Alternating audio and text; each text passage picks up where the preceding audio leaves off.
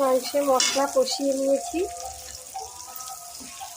এখন এখানে আমি মাংসটা ম্যারিনেশন করে রেখেছি। এখানে আমি দিয়েছি ধনে গুঁড়ো, জিরে গুঁড়ো, লঙ্কা গুঁড়ো, সরিষার তেল,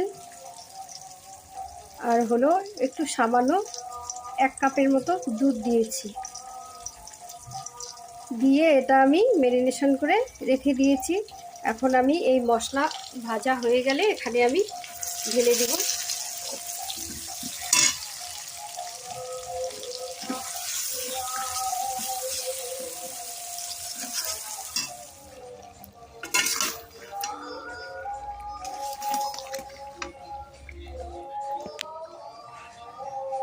একেবারে রেডি হয়ে গেল চিকেন।